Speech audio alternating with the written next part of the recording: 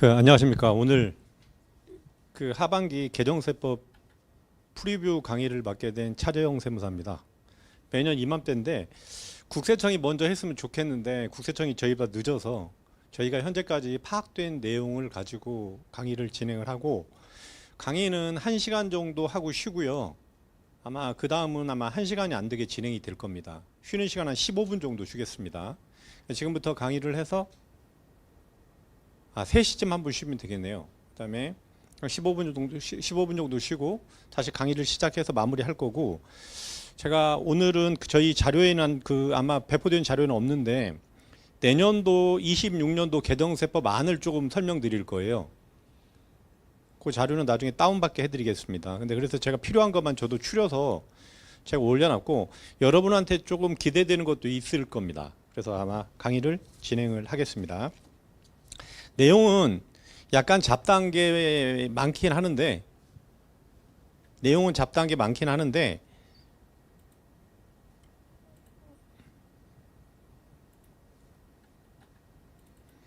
필요 없는 거는, 혹시 가끔은 자료가 필요한 부분도 있어서 다 올려드렸으니까 필요 없는 부분은 과감하게 스킵하고 진행을 하겠습니다.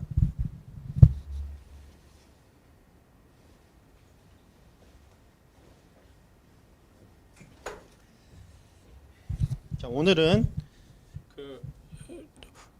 소득세 관련 연말정산이나 소득세 관련 부분하고 기타 세법인데 약간 혼재되어 있는 부분도 있습니다. 대신에 제가 교재나 우리 연말정산 실제 강의가 시작이 되면 제가 잘 맞게 정리해 놓은 데이터를 올려드리겠습니다. 그 다음에 개정세법 서식하고요, 전산매체하고 유권해석 중에서 의미 있는 걸 몇 개 보겠습니다. 그 다음에 이제 내년도 개정세법 안 좀 보고요. 자, 이제 진행을 하겠습니다.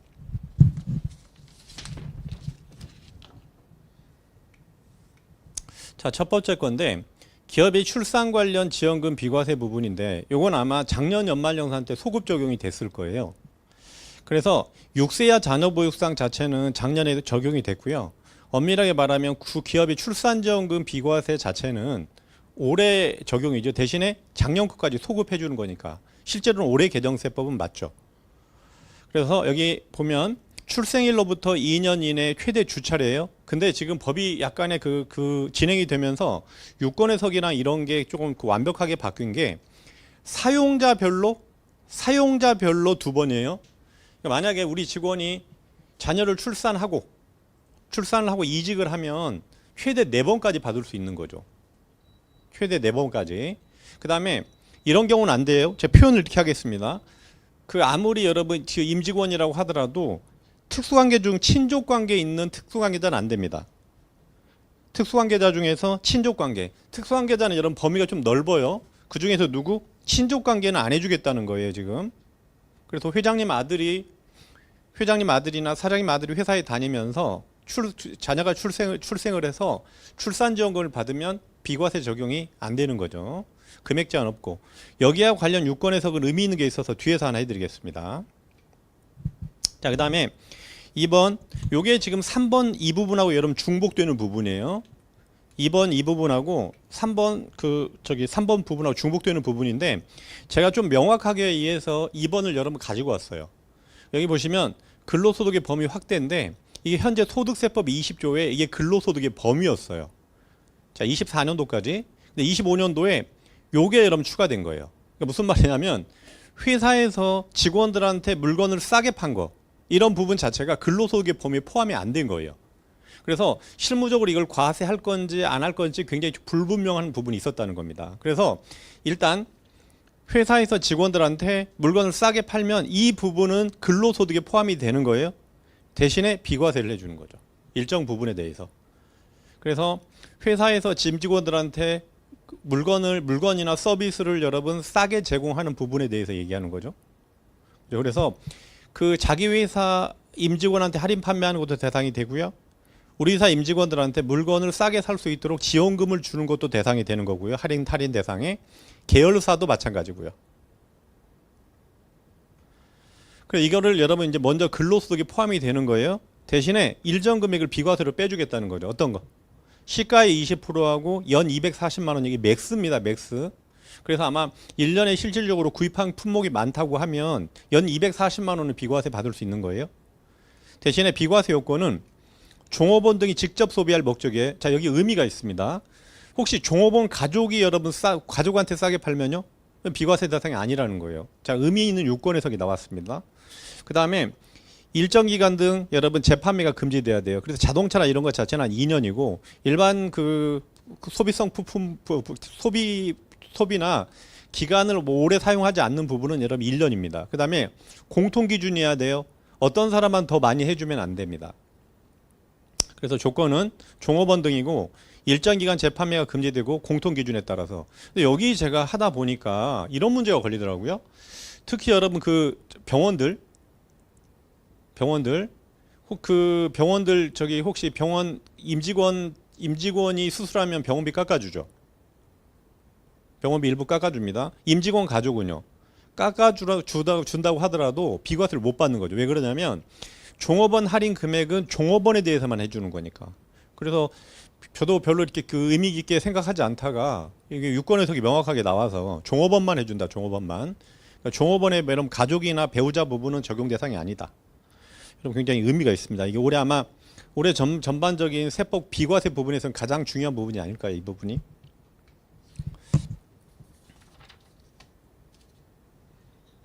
자, 그 다음에 4번인데 요거는 여러분 슬라이드는 몇 장이 있는데 바로 좀 날리겠습니다. 편하게 설명드리고.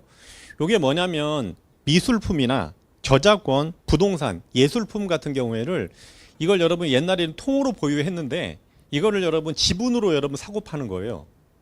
그래서 이 지분으로 사고 파는 것 자체를 무슨 소득으로 과세할 거냐? 배당 소득으로 과세한다는 거예요. 배당 소득으로. 그래서 이 내용이 지금 그 배당 소득의 범위에 조각 투자 상품으로부터 여러분 이익에 여러분 추가됐고요. 기본적인 요건이나 이런 부분은 쭉 있습니다. 근데 별로 이렇게 중요한 것 같지는 않은데 여기 아마 투자 관련된 부분한테는 의미가 있을 것 같아서 규정상은 넣어놨습니다.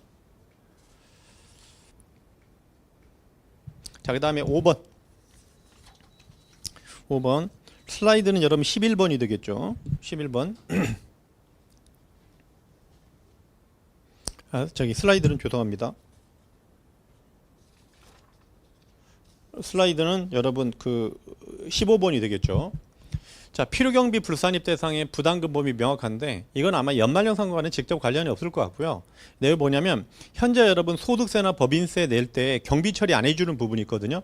이제까지는 어떤 위반에 대한 제재로 부과되는 공과금은 경비 처리를 안 해줬는데 그냥 여러분 이게 아마 제재의 범위가 좀 어떻게 보면 또 강력한 부분이지 않습니까? 그래서 이 범위를 조금 더 넓혀서 그냥 위반을 이유로 부과되는 공과금은 경비 처리가 안 된다. 자, 이거는 아마 연말정산과 직접 관련은 없을 것 같고요. 그 다음에 6번 금융투자소득세가 시작도 안 되고 없어져 버렸죠. 금융투자소득세가 원래 25년도 올해부터 금투소득세가 과세가 될 거 있는데 이게 여러분 올해 여러분 삭제가 돼 버렸죠. 그래서 현재는 어떻게 해요? 그러니까 지금 엄밀하게 말하면 현행 양도소득세 체계를 그대로 유지하는 거니까 24년도, 25년도에 뭐 주식이나 일부 뭐 여러분 채권이나 펀드, 금융상품에 대해서 지금 과세하는 체계가 그대로 유지가 되는 거예요. 자, 금투소득세는 여러분 시작도 안 되고 이런 끝나버린 거죠. 자, 그 다음에 7번 가상자산 과세 또 유예됐죠. 그래서 원래 가상자산에 대해서 25년도 1월 1일부터 여러분 과세해야 되는데 2년 여러분 유예된 거죠. 요즘 그래서 코인이나 이런 거 비트코인 뭐 투자라고 많이 하던데 이게 저도 이제까지 의심이 많아서 투자를 못했는데 지금 지나서 와서 생각해 보니까 굉장히 후회되는 부분이 많습니다. 저한테는 기회가 굉장히 많았거든요. 자, 일단 가상자산에 대해서 여러분 27년도까지 여러분 유예됐어요. 그 다음에 가상자산 여러분 취득할 평가 방법이 있는데 요거 여러분 나중에 투자할 것 같아서 여러분 몇 가지 설명을 드리면 가상자산 여러분 평가 방법 내가 여러분 여러 가지 비트코인을 여러분 시세가 다르게 샀으면 이제는 여러분 평가 방법이 연말에 총평균법으로 하는 거고요. 옛날에는 가상자산 주소지별로 그 취득 금액을 산정했는데 사람별로 하겠다는 거예요. 이제 사람별로. 그 다음에 슬라이드 19번이죠. 19번. 자, 이건 뭐냐면 이것도 의미가 있습니다. 자, 이제 가상자산을 제가 사고 팔 때 팔았던 금액은 정해지겠죠. 샀던 금액을 제가 입증을 못하면, 원래 제가 샀던 금액대로 가는 건데 입증을 못하면 그 동종 가상자산 그 전체 양도가액의 50% 정도 인정을 해주겠다는 거예요. 50%. 그러니까 내가 판 금액, 그 가상자산의 전체 평균 낸 금액의 양도 금액의 50%를 취득 금액으로 인정해 주겠다는 겁니다. 이거는 여러분 향후에 유불리에 따라서 잘 써먹을 수 있겠죠? 27년도부터. 지금 그 약간 부동산 버블이나 이런 문제 생길 때 지금 코인이나 이런 데서 많이 들어왔다는 거죠, 자금이. 자, 근데 이거는 여러분 이제 다시 가상자산 27년도부터다. 9번에 소득세 기본공제 대상 나이 요건 명확한데 법에는 여러분 명확하라고 돼 있지만 우리 연말정산은 모든 공제나 일반적으로 연 단위로 해주다 보니까 많은 의미는 없습니다. 솔직하게 말씀을 드리면. 근데 여기 법에 의해서 20세 이하 나이 요건이 있는데 20세 이하는 정확하게 20세 이하 되는 날과 그 이전 기간이에요. 그러면 제가 한번 말씀을 드리면 올해 20세가 2005년생이거든요. 저희 아들 생일로 한번 해보겠습니다. 만약에 저희 아들 2005년도 8월 7일생이에요. 그러면 저희 아들이 마지막 20세 되는 시점은 2025년 8월 7일이에요. 그게 20세 되는 날이고 그 이전을 의미한다는 거예요. 왜냐하면 이 아이 포미가 굉장히 애매했거든요. 연령 계산이 상당히 복잡합니다. 그래서 여기 20세가 되는 날은 자기 생일이 돌아온 날이에요. 그리고 그 이전 기간은 20세 이하로 한다. 법은 이렇게 명확하게 돼 있지만 우리 연말정산에서 달라지는 부분은 없다. 그 다음에 10번 전자계산서 발급세액 공제인데 이거 개인 사업자들 얘기예요. 전자생계산서나 전자계산서를 발급을 하면 일정 부분 건당 세액 공제를 해주거든요. 근데 이게 전자생계산서나 계산서가 정착화되다 보니까 이걸 더 이상 이제 안 해줘도 돼요. 근데 이게 작년에 끝나는 건데 3년 연장됐다. 금액은 여러분 크지 않습니다. 건당 여러분 200원이니까. 자, 그 다음에 11번 의미가 있죠. 자녀세액 공제 금액이 확대됐어요. 8세 이상 자녀에 대해서 해주는데 이게 뭐 첫째, 둘째, 셋째 하니까 이상하더라고요. 오히려 원래 한 명이었을 때는 얼마, 두 명이었을 때는 얼마, 세 명이었을 때 얼마 이런 거였죠. 그래서 여기 보시면 한 명이었을 때는 여러분 25만 원이고요. 잘 보세요. 이제 두 명일 때는 8세 이상 20세 이하 자녀가 두 명일 때는 25만 원은 받는 거고 추가 30만 원 받는 거예요. 그러니까 55만 원을 받을 수 있는 거지. 셋째는요. 기본 55만 원에 추가 여러분 40만 원을 받는 거니까 95만 원이 되는 거죠. 그러니까 지금 표현이 법하고 약간 달라서 헷갈릴 수는 있습니다. 그래서 8세 이상 20세 이하 자녀가 한 명이면 25만 원, 작년까지는 15만 원이었는데 두 명일 때는 추가 30만 원이에요. 그러니까 55만 원을 받을 수 있는 거고 세 명일 때는 95만 원을 받을 수 있다. 아시겠죠? 근데 그냥 직관적으로는 첫째, 둘째, 셋째가 편할 수는 있겠죠. 자, 언제부터? 25년도부터. 이건 여러분 의미가 있죠. 자, 그 다음에 12번인데 산출세액보다 세액공제 금액이 큰 경우에 여러분 세액공제 금액을 없는 걸로 보는 거죠. 근데 여러분 잘 보세요. 자, 여기 보시면 추가에 고향사랑 기부금이 작년에 들어오면서 이게 빠져 있었나 봐요. 고향사랑 기부금이 여러분 들어간 거고요. 제가 지금 여러분 지금도 법에 빠져 있어요. 혼인세액공제도 여러분 추가돼야 됩니다. 아니면 2월 되는 부분이 있어요. 이건 법에 없고요. 현재 제가 봤을 때 무조건 여러분 바뀌어야 돼요. 그래서 혼인세액공제 부분이 그 산출세액보다 세액공제 금액이 컸을 때 없는 걸로 보는 부분이 반드시 들어와야 됩니다. 아마 이게 제가 작년 강의할 때도 계속 설명드렸던 것 같은데 이 부분은. 왜 그러냐면 산출세액보다 세액공제 금액이 큰 경우에 이게 없는 걸로 보지 않으면요. 환급 문제가 생깁니다. 그래서 혼인세액공제는 반드시 들어올 수밖에 없어요. 전사는 반드시 반영하셔야 됩니다. 미리.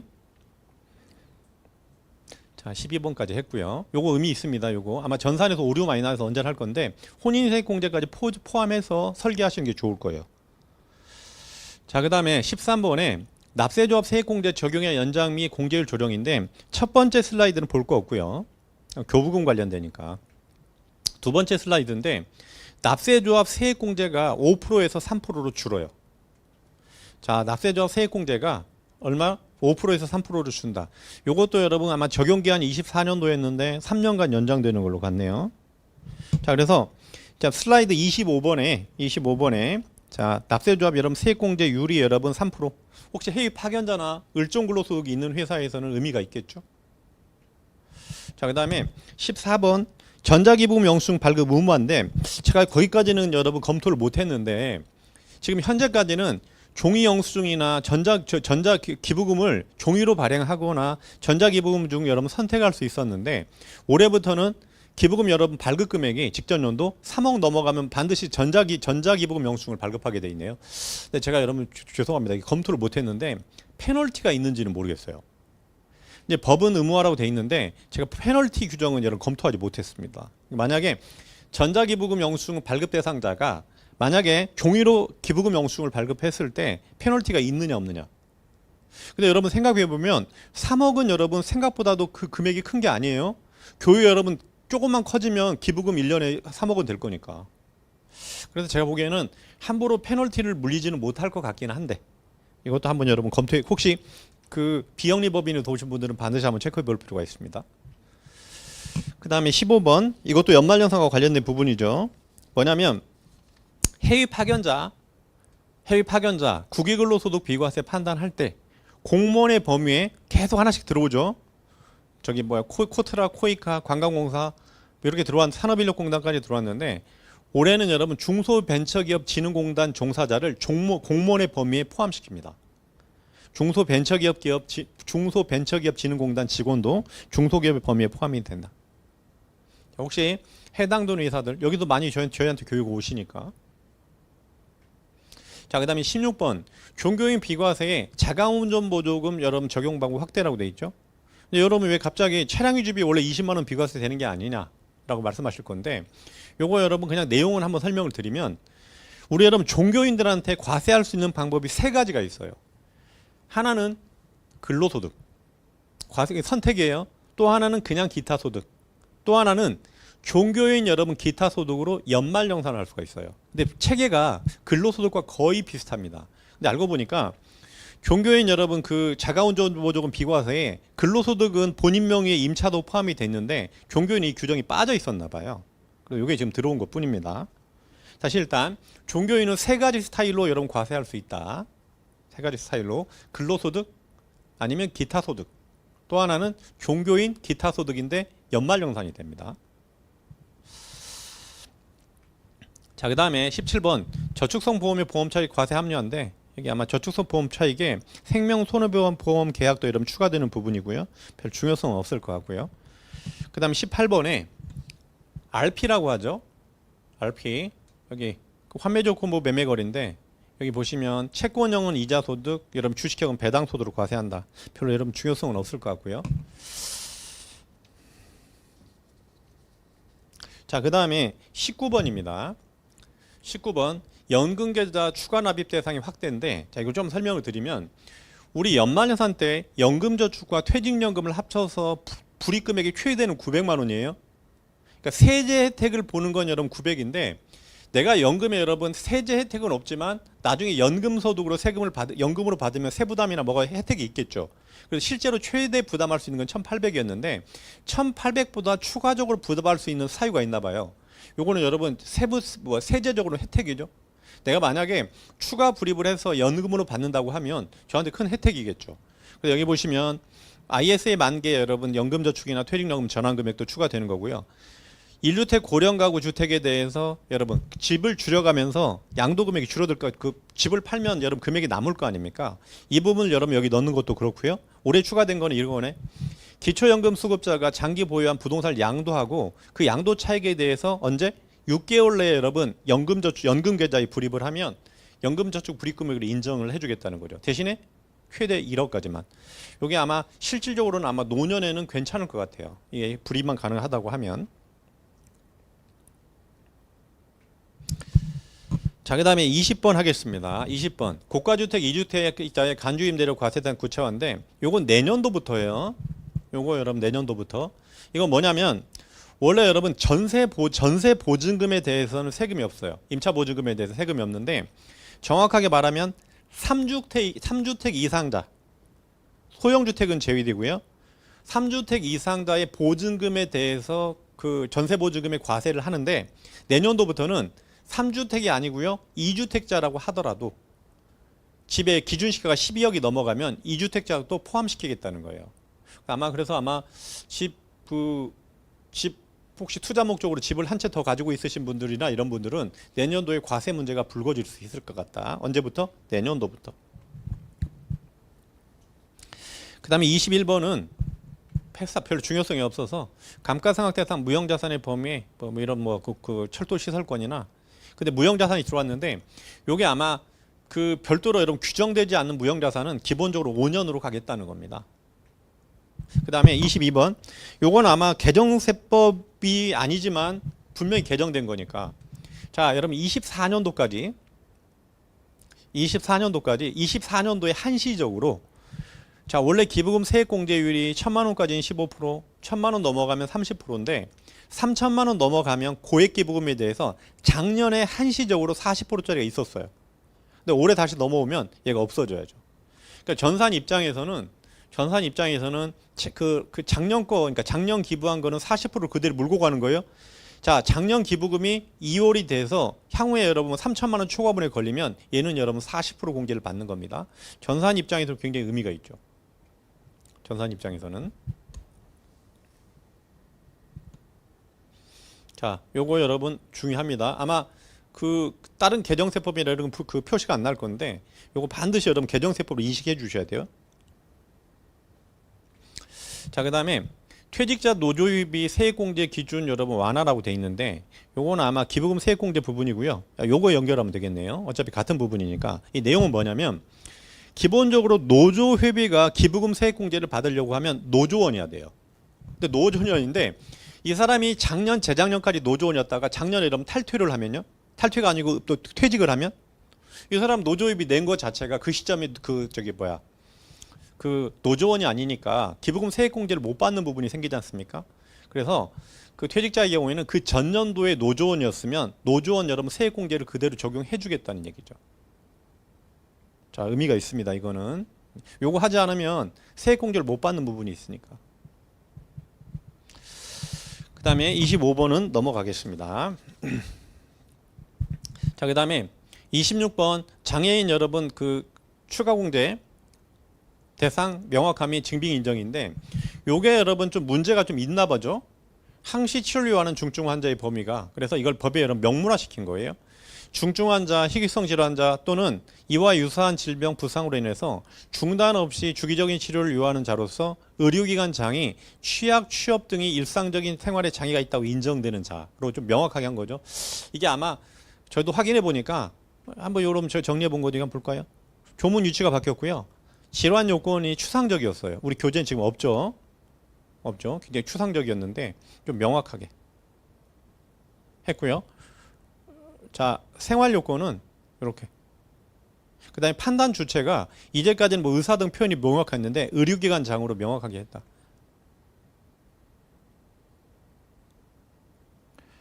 근데 실질적으로는 많은 차이는 없으니까 너무 걱정하지 않으셔도 될 것 같습니다. 너무 걱정하지 않으셔도.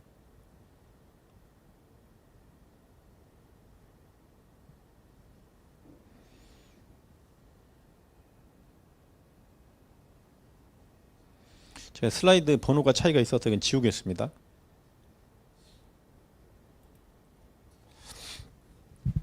자, 그 다음에 26번. 장애인 추가공제 대상에 6세 이하 여러분 발달장애인데 작년에 저희 교재에 아마 6권에서 뭐 나와가지고 뭐 그 설명했던 내용이에요. 그래서 발달 재활 서비스 기관을 이용하고 있다는 이용증명서가 장애인 여러분 서류에 들어와 있다. 뭐 여러분 하나 기억하시고. 이건 작년 여러분 저희 교재에 설명을 많이 했었던 부분입니다. 그 다음에 27번 슬라이드 번호 여러분 41번이에요. 전세자금 대출이에요. 전세자금 대출은 원래 여러분 대환이 안 됐죠. 뭐 대환 부분에 대해서 앞으로 여러분 전세자금 대출도 대환 대출 시에도 여러분 전세자금 대출을 해주겠다는 거죠. 어떻게? 은행끼리 여러분 대환이 일어나지는 부분에 대해서. 근데 여러분 혹시 전세자금 대출은 이사 가서 3개월 내에 빌려야 되고 집주인 계좌로 직접 들어가야 돼요. 은행에서. 근데 대환이 일어나면 은행들끼리 정산하는 거니까 집주인 계좌로 들어가지 않는 거잖아요. 요거 여러분 집주인 계좌로 들어가지 않아도 인정해 주겠다는 거죠. 그 다음에 대환 대출은 기존 대출의 차입비를 기준으로 본다는 거예요. 두 가지. 그러니까 지금 대환대출이 일어나면 집주인 계좌로 직접 들어가지 않아도 인정이 된다.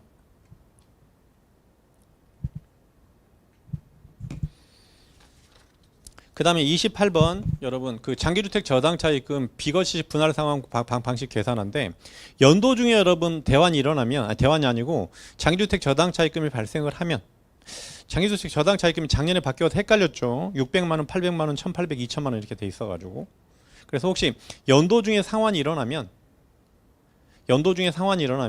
그 월수에 따라서 이런 비례 계산하겠다는 거죠. 그러니까 1년 전체를 가지고 계산하는 게 아니고 연도 중에 상환하면 그 월할 계산하겠다는 거죠. 그다음 29번은 뭐 중요성은 없는데 개인 사업자들 여러분 소득세 신고할 때 장부 안 만들고 추계 신고할 때 이게 배수가 있거든요. 이거 없으면 여러분 세부담이 이제 어마어마할 건데 적용 기한이 또 3년 연장이 되는데 이는 계속 연장될 것 같습니다.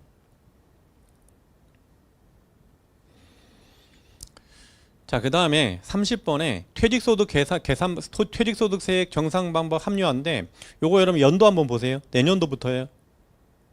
그래서 이제까지 퇴직금 전체 그 정산할 때 전체 퇴직금 산출세액에서 기지급 퇴직금 산출세액이 있는데 이게 과세연이나 뭐가 발생을 하면 계산 방법이 좀 틀어지나 봐요. 그래서 기지급 퇴직금 산출세액에서 재계산 이혼 퇴직세액과 기납부세액으로 요 계산하는 방법 나와 있는데 많이는 아니더라도 금융기관한테 좀 물어보나 봐요. 이 부분을 내년도에 시작이 되는 부분에 대해서. 그래서 요거 퇴직소득세액 정산 방법이 바뀌었는데 이거 언제부터다? 내년도부터다. 그 다음에 31번 현금 영수증 발급 의무 대상 신고 대상이 명확한데 혹시 뭐 그 현금 영수증을 가맹점의 상호가 잘못됐을 때 신고할 수 있는데 가맹점의 상호나 뭐 사업자 상호로 좀 범위를 좀 넓혔다. 중요성 없고요. 그 다음에 소득공제 및 세액공제 증명자료 자료 집중기간인데 의료비 세액공제는 여러분 애매했는데 건강공부단이 아예 들어왔네요. 별로 중요성 없을 것 같고요. 그 다음에 가상자산인데 이게 법인세법은 올해부터고요. 자, 소득세법은 이제 2년 남았죠. 근데 이게 아마 바뀌었나 봐요. 모법이. 특정금융정보법이 가상자산을 관리하던 법인데 가상자산 이용자 보호법이라는 게 별도로 생겼나 봐요. 이렇게. 그 다음에 가상자산 사업자가 자료를 제출하지 않으면 과태료 규정이 있어요. 이렇게. 그죠? 그래서 아마 과태료는 법인세법은 내년도, 소득세법은 2028년도부터 아마 부과될 것 같다. 그 다음에 34번. 아마 이제 금융기관에서 우리한테 원천징수나 이런 부분을 통제해 줄 때 이게 아마 현재 법에는 정보통신이나 팩스라고 돼 있나 봐요. 이 범위가 좀 애매한가 봐요. 그래서 문자로 보냈을 때 통제한 거냐 아니냐 이런 문제가 생기나 봐요. 그래서 이메일이나 컴퓨터나 휴대전화나 팩스 등도 다 인정이 되는 걸로 좀 폭넓게 뭐 시류에 맞게 여러분 규정을 바꿨겠죠. 자, 그 다음에 35번 개인간 차입금과고요. 부동산 임대업의 간주임대료 기준이 3.1%로 바뀌었습니다. 자, 우리는 간주임대료는 무시하시고 우리 개인간 차입금 여러분 전세자금 대출 중에서 개인끼리 빌린 거 언제? 3월 22일 이후 차입 부분부터는 이자율이 3.1%로 떨어지네요. 시중금리가 떨어지니까 같이 떨어뜨리는 겁니다. 그러니까 우리 전세자금 대출 부분에 대해서 은행에서 빌린 거 말고 개인끼리 거의 없다 그랬죠, 이거. 근데 혹시 회계까지 같이 처리하시는 분 자체는 간주임대료 규정은 이거죠. 계시로 돼 있잖아요. 법인 같은 경우에는 부가는 그렇다 치고. 부가도 마찬가지네. 1월 1일이네 어차피. 그 다음에 36번인데 요게 여러분 약간 의미가 있습니다. 거주자 판정 기준 보완이에요. 자, 그래서 이게 원래 과거에 이 규정이었어요. 이 규정이었다가 이렇게 바뀌었다가 다시 돌아오는 거예요. 이게 원래 과거 규정이에요. 그래서 혹시 거주자나 비거주자 판단할 때 1년에 183일이거든요. 그래서 이러면 어떻게 해요? 과거에는 23년도에 한국에 여러분 어떻게 할까? 150 머물고요. 연속해서 23년도에 150일 연말에 들어와서 24년도에 150일이면 합쳐서는 300일인데요. 과세 기간이 달리 되다 보니까 거주자가 아닌 거죠. 이해하셨나요? 국내에 주소를 두거나 이렇게 돼 있는데 과세 기간이 달라지다 보니까 거주자가 아닌 경우가 돼 있죠. 그래서 올해 법이 바뀐 거는 이 과세 기간에서 걸쳐서 183일을 연속해서 있는 경우도 거주자로 포함시키는 거죠.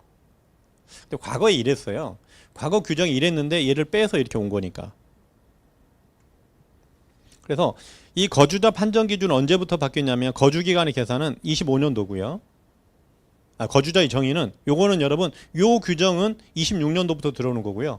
거주 기간 여러분 계산하는 방법은 이 계산이죠. 이 부분인데 이거 좀 설명을 드리면 우리 여러분 그 동포들이 있죠. 동포들이 여러분 혹시 183을 카운팅할 때 업무 목적이 아니고 애경사 때문에 들어와요. 애경사 때문에. 그러면 애경사 때문에 들어온 기간을 빼주는데 이게 애경사도 아니고 약간 뭐 섞여 있겠죠. 그런 부분에 대해서는 여러분 빼줄 때 좀 더 명확한 기준이 필요하다는 거죠. 그래서 정확하게 뭐냐면요. 출장이나 연수나 이런 뭐 경영과 업무와 관련한 부분을 좀 명확하게 해야 된다. 과거에는 약간 두루뭉술했다고 하면 좀 더 명확하게. 이건 언제부터? 이거는 26년도부터. 거주자 이건 26년도부터, 이건 올해부터. 자, 의미 있습니다. 이거는. 자, 그 다음에 38번 설명드리겠습니다. 슬라이드 57번이에요. 외국인 직업운동가에 대한 원천 징수가 강화돼요. 자, 이 내용은 뭐냐면 우리 여러분 프로야구, 프로축구, 프로농구의 외국인 용병들이에요. 용병들이 여러분 잘 보시면 지급금액이 원래 3.3%인데 계약 기간이 3년 이하의 외국인 직업운동가는 여러분 20%예요. 22%예요. 그죠? 왜 그러냐면 계약 기간 잘 보시면 외국인 용병들이 그 다음 연도에 여러분 계약을 하지 않으면 이 사람은 여러분 소득세 신고하기 전에 나가버립니다. 그래서 그걸 대비해서 세금을 많이 떼놓는 거예요. 그러니까 만약에 올해 뭐 기아 유지덤? 올해 여러분 거주자예요. 6개월 이상 국내에 근무를 있으니까 머물렀으니까. 근데 유주덤에 대한 소득세 신고를 내년도 5월달에 하는 거죠. 그래서 이런 경우에 계약 기간이 3년 이하 외국인 직업운동가 자체는 세금을 좀 많이 떼놓자 안전하게 이랬는데 이게 아마 우리나라 에이전트들에서 편법을 쓰나 보죠. 외국인들이 국내에 들어오면 중도에 계약이 해지되더라도 일부러 계약 기간을 무조건 3년 이상으로 3년 초과로 해야 하나 봐요. 그러면 원천징수세율이 요걸 쫓아가잖아요. 그래서 올해 법이 바뀌어서 외국인 직업운동가는 계약 기간과 상관없이 무조건 22%입니다. 외국인 직업운동가는 원천징수가 무조건 22%인데 또 이게 다가 아니에요. 왜냐하면 5월달에 혹시 외국인 직업운동가가 연봉이 한 10억 정도 되면요 세금 한 4억 정도는 내야 될 거요. 그럼 22%면 턱도 없는 거지. 자, 그래서 여기 계약기간 3년 이하 규정이 삭제됐다. 요거 여러분 의미 있습니다. 혹시 해당되는 회사가. 자, 그 다음에 39번 국내 원천 인적 용역에 대한 비과세 면제 신청서 및 지급명 제출 의무화인데 이거 중요합니다. 이거 중요하고요. 내년도부터 얘기해요. 자, 뭐냐면 우리 그 외국인에 대해서 세금을 걷어야 되는데 세금을 걷지 않으면 비과세 면제 신청을 해야 되는데 면제 신청을 하지 않아도 되는 대상에 국내 원천 사업소득이 있어요. 요거하고 국내 원천 인적 용역인데 요게 아마 독립적 인적 용역에 많이 걸릴 거예요.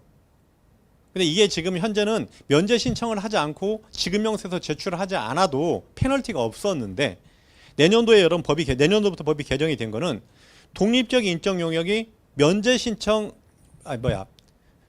비과세 면제 신청 면제죠. 면제나 비과세 대상에서 빠져버리는 거죠. 그러니까 내 말은 내년도부터는 독립적 인적 용역에 대해서 세금을 안 떼려면 면제 신청도 하고 관련 지급명세도 제출을 해줘야 된다는 거지.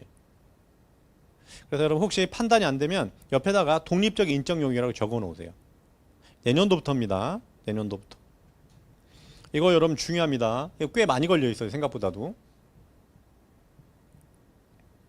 근데 여러분 혹시 독립적인 인적 용역의 국내 원천의 기본적인 개념은 우리나라 땅에서 이루어지는 걸 말하는 거예요. 외국에서 이용되는 거는 우리나라에 원래 과세권 자체가 없습니다. 자, 그 다음에 40번 중요성 없는데 임직원 할인 금액을 법인세법상 수익으로 보고요. 그 할인 금액, 그 깎아준 금액을 결국 똔똔이죠. 이거는 경비 처리를 해주겠다는 거죠. 수입이 합산 경비 처리, 임직원 할인 금액을. 그 다음에 41번 주식 매수 선택권 송금 인정 범위 명확한데 이게 아마 그 주식 매수 선택권에 대해서 회사에 여러분 경비 처리되는 부분이 상법은 아마 자사 임직원만 되는 바야 경비 처리 자체가. 그래서 요거 한번 보시고 그 다음에 기부금 여러분 대상에 특례 기부금이나 일반 기부금 대상에 의료기술 협력단이 여러분 추가된 건데 아마 이거 제가 작년에 여러분 할 때 설명했던 것 같은데 작년 여러분 연말연산 개정세법이 들어가 있었을 거예요 이 내용은. 근데 아마 소급돼서 소급 적용된 거니까.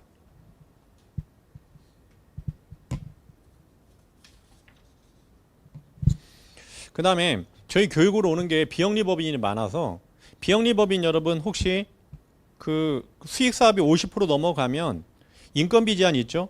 연간 총급 8천 제한이 걸리는데 요게 여러분 수익사업이 50%가 올해 것만 가지고 판단했는데 이게 법이 바뀌어서 직전 5개년도까지 포함해서 그래서 아마 인건비 제한이 굉장히 비영리법인이 타이트해질 것 같아요. 대상은 굉장히 많겠죠.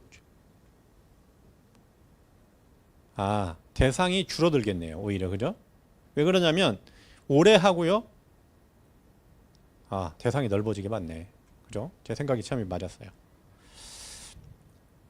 그 다음에 연결납세 방식의 중소기업 규정 여러분 확대는 혹시 중소기업이 연결납세 방식을 적용을 하면 그 3년이었는데 5년으로 연장됐고요. 이것도 뭐 별 중요성 없고. 그 다음에 46번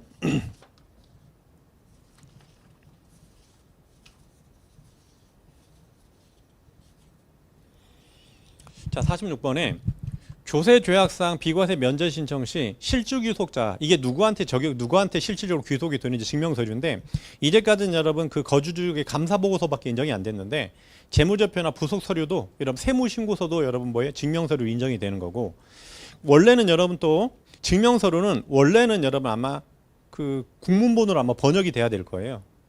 원래 국문본이 원칙인데 국세청장 인정 시에 영문본도 가능하다.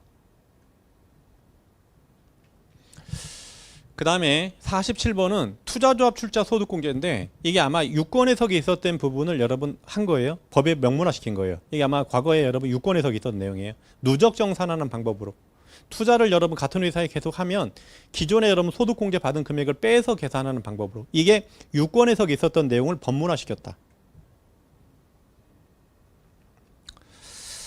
그 다음에 이 정도만 보시고요. 그 다음에 48번 자, 슬라이드 70번입니다. 벤처기업 스톡옵션 과세특례 적용기한이 연장이 되는데 자 보시면 벤처기업 여러분 스톡옵션 여러분 행사액에서 과세특례인데 이 세 가지 스타일이 있어요. 하나는 여러분 비과세 주는 거예요. 얼마? 연간 2억 원 종목별로 여러분 5억 원으로. 그 다음에 행사이익을 그러면 만약에 내가 벤처기업에서 스톡옵션 행사를 해서 이익을 만약에 올해만 뭐 4억을 받다.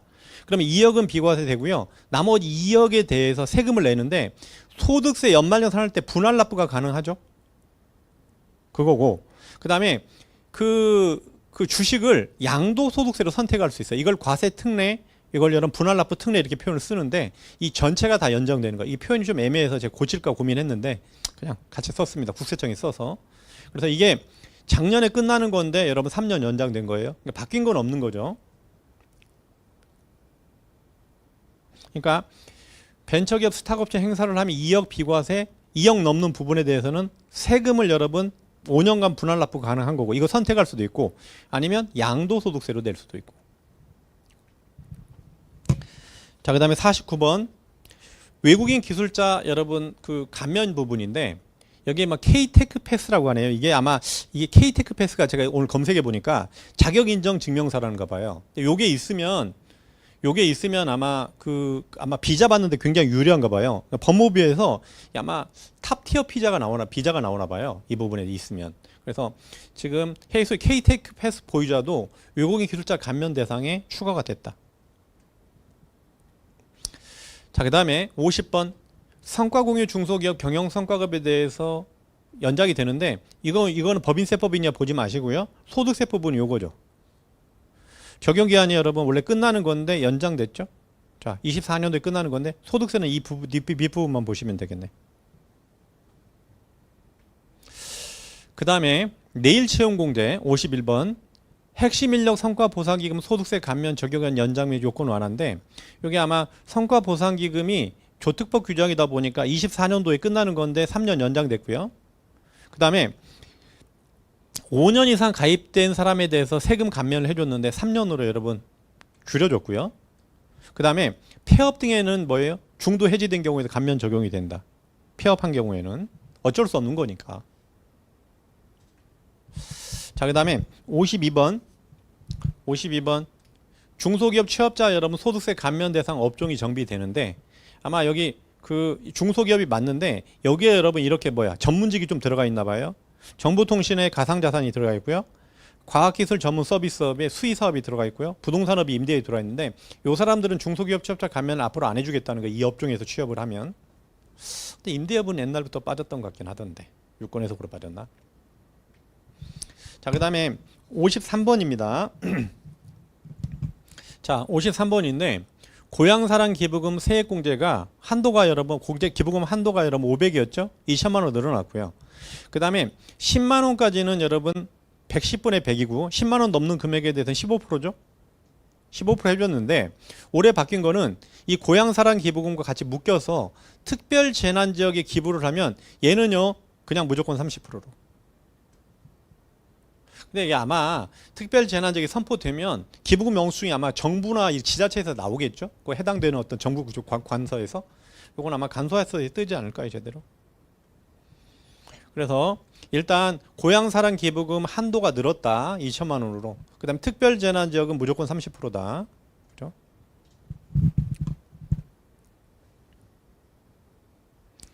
자, 그다음에 54번에 노란우산 공제인데 요거는 여러분 약간의 요걸 고쳐 줘야 될 것 같아요.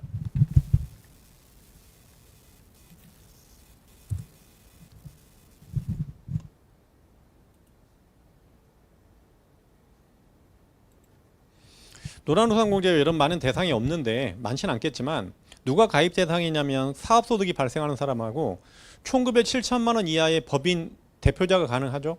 7천 기준이 여러분 얼마로 바뀌었어요? 8천으로 바뀌었습니다. 그 다음에 공제 한도도 여러분 좀 늘었네요. 그죠?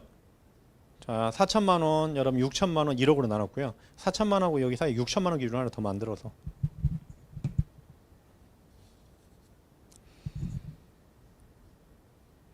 됐죠? 노란우산 공제 해당 사람이 얼마나 있을까요? 거의 없겠죠. 중소기업 아니면. 자, 그 다음에 뭐 해약 환급은 의미 없을 것 같고, 그 다음에 55번 요거 의미 있습니다. 주택 청약 종합저축이 이거 제가 강의할 때 많이 했는데 무조건 세대주만 된다고. 근데 올해 법이 바뀌어서요 무주택 세대주의 배우자도 됩니다. 그러니까 지금 그 주택 청약 종합저축이 세대주하고 이제 배우자도 되는 거죠. 무주택이면 의미가 있죠. 그래서 여러분 좀 이따가 이것 때문에 전산 배치가 바뀌어요. 그래서 이제 그 세대주가 절대적인 게 거의 없어지네요. 그죠? 옛날에는 주택 관련되면 무조건 세대주가 원칙이었는데. 됐죠? 그다음에 56번은 자, 55번 의미가 있습니다. 자, 56번은 여러분 패스하겠습니다. 56번. 청년 우대형 그거고요. 자, 그다음에 58번. 청년형 장기 집합 투자증권저축 소득공제가 원래 작년에 끝나는데요. 올해 여러분 1년 연장됐네요. 그러니까 올해까지 가입한 거가 인정이 되네요. 그죠? 여러분 이거 내년도에 끝나는 것 같은데. 그래서 청년형 장기 집합 투자증권저축 소득공제 자체가 올해까지 가입하면 여러분 공제를 적용해 준다. 아시겠죠? 가입기간 1년 연장됐네. 조건은 여러분 가입하려면 총급여 5천 이하의 근로자예요. 그 다음에 뭐 군인이나 이런데 청년 도약계좌 여러분 뭐예요? 해지됐을 때 추징하는데 5년에서 여러분 3년으로 해당 사항 있으신 분들은 많이 가입하겠죠. 이런 거는 3년 여러분 유지할 때 해지해도 그 추징을 하지 않는다. 그 다음에 60번 개인 투자용 과세특례 대상은 여러분 넘어가겠습니다. 그 다음에 61번 여러분 혼인세액공제죠. 혼인세액공제 요거 여러분 언제요? 작년에 소급 적용이 된 거죠. 혼인신고란 거주자가 생애 한 번밖에 안 해주고 50만 원이죠. 언제? 24년도부터 26년도까지 혼인신고분이죠. 내년까지는 좀 남아있고요. 아마 그때도 좀 연장해주지 않을까요? 분위기상? 그죠? 그래서 이게 작년에 여러분 소급 적용된 부분이고 혼인신고 했다가 여러분 이혼하면요? 그럼 추징하겠지. 이 추징하는 부분이죠. 그래서 혼인 관련된 부분 자체는 제출 서류 혼인관계 증명서 제출해야 된다. 아시겠죠? 요즘에는 혼인신고를 좀 늦게 하는 경향이 있어서. 자, 그 다음에 63번에 여러분 상가임대료인데 이게 착한 임대인인데 요게 아마 끝나는 거였는데 여러분 연장됐네요. 착한 임대는 여러분 세액공제. 그 다음에 요거는 여러분 근로장려금 부분인데 가끔 물어보는 게 있어서 여러분 그냥 슬라이드에 넣었습니다. 그래서 우리랑은 많이 관련이 없겠죠. 자, 그 다음에 68번 용역 제공자 과세자료 제출에 대한 세액공제인데 한 건당 제출해주면 300원이었는데 500원으로 늘렸네요. 그죠? 사업자별로는 200만 원이죠. 뭐 배민 이런 데겠지 뭐. 배민이나 골프장 이런 데.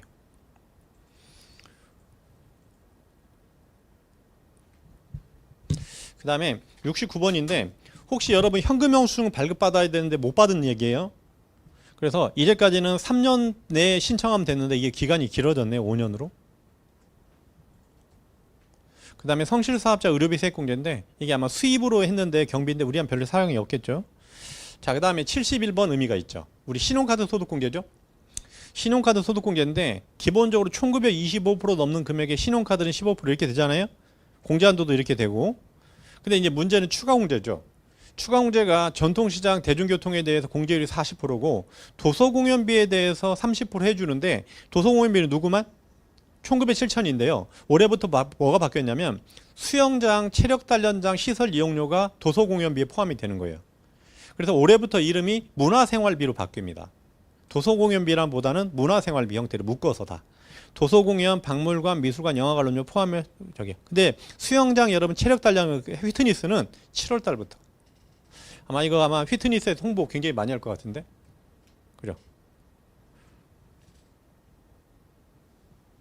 근데 이제 문제는 제가 휘트니스를 이용을 하잖아요. 휘용을 하면 물품 산 것도 있고 휘트니스에서 물품 같은 거 팔 수도 있고 일반적으로는 시설 이용료겠지만 그러면 물건 헬스 기구를 사는 거나 약품 사는 건 안 해줘야 되겠죠. 이게 구분이 안 되면 그냥 50%만 인정해 주겠다는 거죠.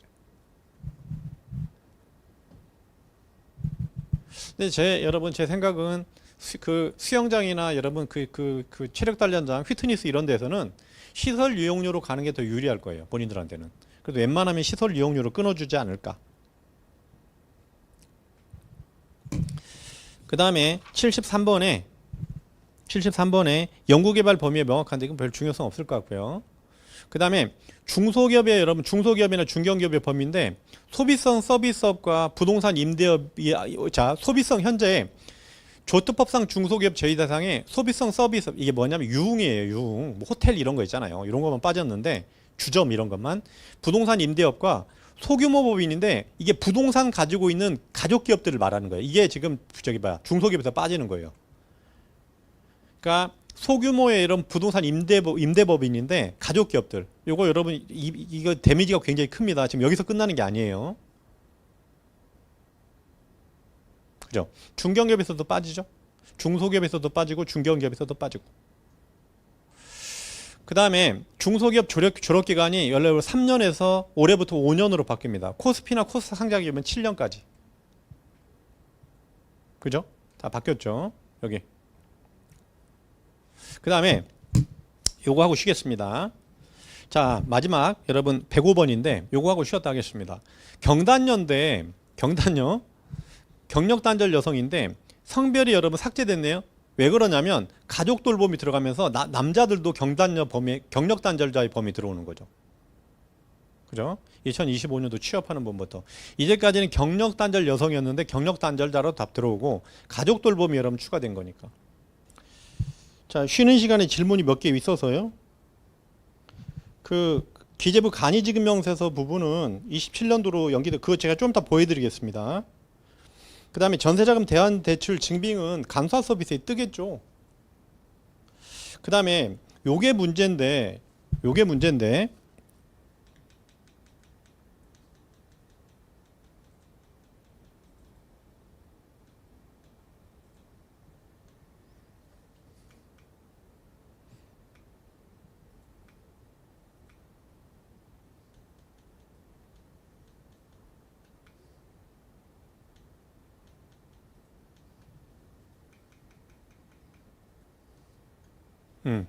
요거죠.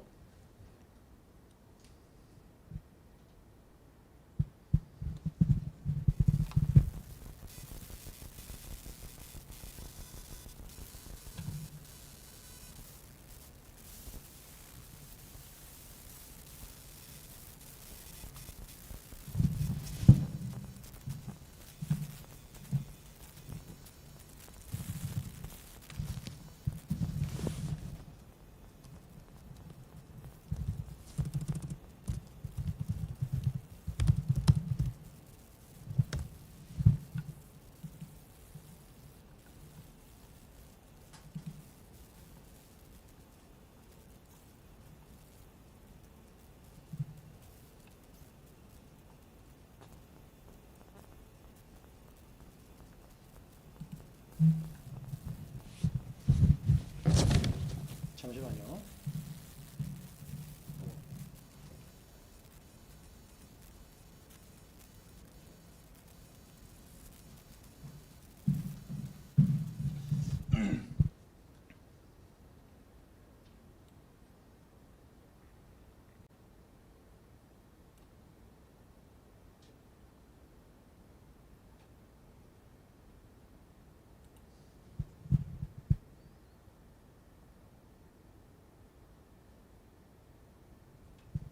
자, 설명을 드리면 그 조특법 그 87조인데 이렇게 하는 게 문제는 없을 것 같습니다.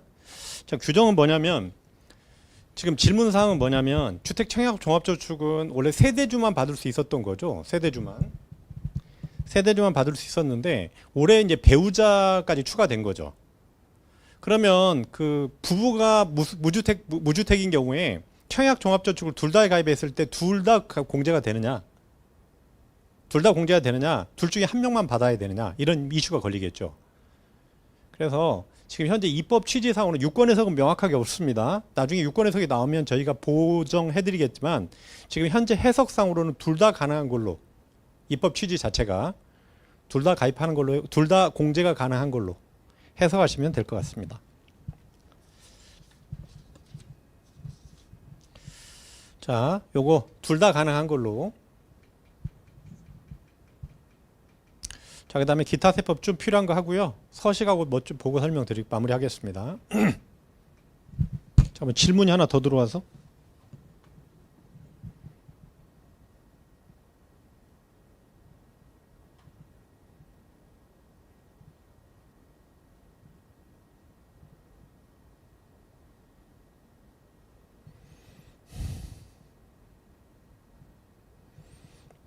인적요격 기타 소득이라고 하면 필요 그 간이지급명세 제출해야 되겠죠. 근데 뭐 거마비나 이런 게 인적 용역이 아닐 수도 있고 일시적 인적 용역이. 그다음에 주택마련저축 자체는 우리나라 주민등록법이 적용이 되니까 외국인들은 아마 가입이 안 될 겁니다. 자, 그다음에 뭐 정상가격 조례 경정충고 합류한데 혹시 그 국제조세와 관련된 부분은 우리나라 국세청에서 결정하기 시간이 많이 걸리겠죠. 2개월 내에 결정해야 되는데 그 기간을 좀 연장시켰다는 얘기입니다.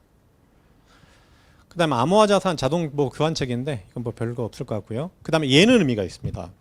해이 금융계좌 신고 의무 대상 정비인데 이게 183일 이하라고 돼 있는데 183일에 걸리면요 거주자 문제가 걸립니다. 거주자인데 아니 그 해이 금융계좌 신고를 안 해도 되는 문제가 생기잖아요. 182일로 현실적으로 맞게 바꿨다. 그 다음에 우리가 뭐 대기업이다 보니까 해외 현지법인 법인 결산할 때 해외 현지법인의 관련 자료를 제출해야 되는데 제출하고 2년 내에 어떤 자료 보완이 가능한데 이 요구 기한을 삭제한 거예요. 이거 계속 해외 법인과 관련된 거는 계속 국세청에서 자료를 요구할 수 있다는 거죠. 그 다음에 5번에 조세 포털 사업자 대상 부가세인데 이 부가세는요 급하게 움직여요. 그래서 세금을 여러분 부과하고 세금을 추징하는데 시간이 걸리면 안 되기 때문에 조세 포털 사업자로 판정이 되면 바로 어떤 압류할 수 있도록 고지서를 바로 발부할 수 있도록 법이 만들어졌고요. 6번에 다른 사람 명의로 사업을 하다 걸리면 이제까지 가산세가 1%였어요. 꽤 크죠? 컸는데 이게 매출의 1%입니다. 2%로 바뀌었고 간이과세자도 1%로. 자, 그 다음에 7번은 재화의 공급으로 보지 않는 재화의 범위 확대인데 이게 부가세를 안 내도 된다는 거예요. 근데 이게요 추후에 소득세법하고 많이 연결됩니다. 근데 현재는 앞으로는 이제 회사에서 이런 직원들한테 물건을 공짜로 줬을 때 부가세 부분이 없는 부분이 설날이나 이런 뭐예요? 명절 때 주는 거하고 경조사 관련된 부분인데 올해 추가된 게 창립기념일 날이나 직원 생일과 관련된 물건도 여러분 부가세 안 내도 된다는 거예요. 향후에 지금 현재는 안 바뀌었습니다. 요게 소득세법이 들어올 가능성이 굉장히 많아요. 소득세 비과세 대상이 들어올 가능성이 좀 있을 수 있다. 근데 지금 현재 이건 부가세법 규정이에요. 소득세법 규정은 아니니까. 근데 소득세법에서 부가세를 많이 인용하는 경향이 있습니다. 그 다음에 비영리법인 넘어가고요. 자기주식 넘어가고. 그 다음에 11번인데 요게 여러분 혹시 개인적인 거에서는 많이 영향이 클 거예요. 뭐냐면 이게 부동산 임대법인이에요. 그 다음에 주주들이 특수관계자를 가족법인들이에요. 잘 보세요. 올해부터 법인세율이 달라지죠. 근데 이거는 제가 뭐 미리 말씀을 드리면 작년 여러분 혹시 윤석열 대통령 때 입법이 돼서 올해 시작이 되는 거예요. 그러니까 엄밀하게 말하면 윤석열 대통령 때 만들어진 법이에요. 이 법은. 그래서 아마 또 이게 지금 그 200억 기준이니까 가족기업들은 여러분 세율이 굉장히 올라가는 거예요. 19%까지 올라가 버리는 거니까. 2억 기준을 적용하지 않겠다는 거니까. 혹시 집안에 이런 부동산 임대법인 만들어서 하시는 회사들. 그 다음에 12번은 넘어가고요. 13번도 14번 넘어가고요. 15번 의미 있습니다. 15번. 자, 122페이지 슬라이드 122번. 이건 뭐냐면 혼인세액공제가 농특세 비과세 대상에 추가돼야 되죠. 왜냐하면 혼인세액 보통 세액공제를 조특법상 세액공제를 해주면 일반적으로 여러분 농특세를 내야 돼요. 금액 깎아준 만큼. 근데 혼인세액공제가 여러분 농특세 비과세 대상으로 안 들어오면 혼인세액공제 때문에 여러분 혼인세액공제를 받으면 농특세를 내야 되는 문제가 생깁니다. 근데 제가 뭐 자신 있게 말씀드리면 연말연산 때 농특세는 아마 부과하지 않을 거예요. 연말연산과 관련된 부분에 대해서는 일반적으로. 그래서 혼인세액공제 자체를 공제를 받아도 농특세는 안 내도 된다.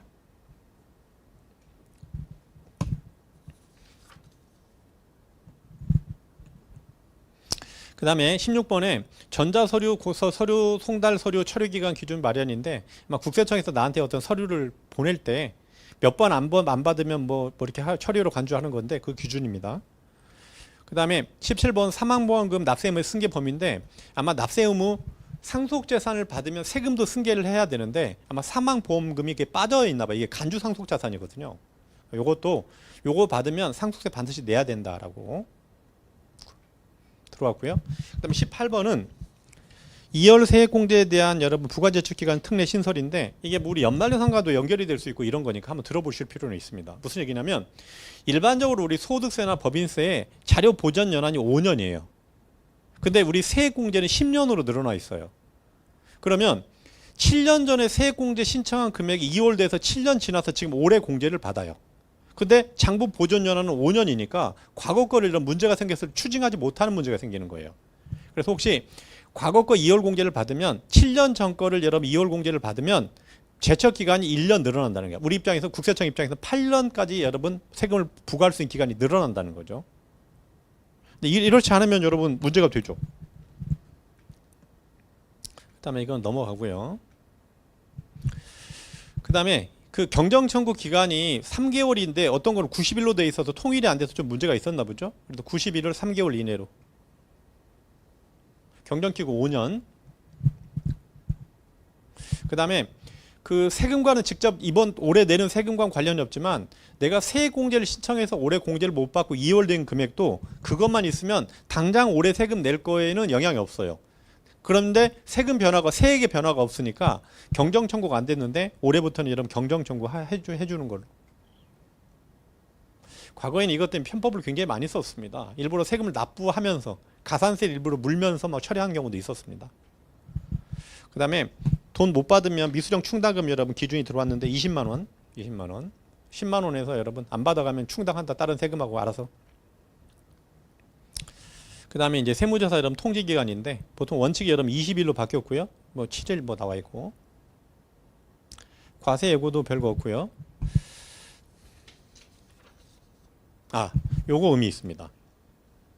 요거 의미 있습니다. 이건 뭐냐면 그 국세청은 여러분 검찰이 아니다 보니까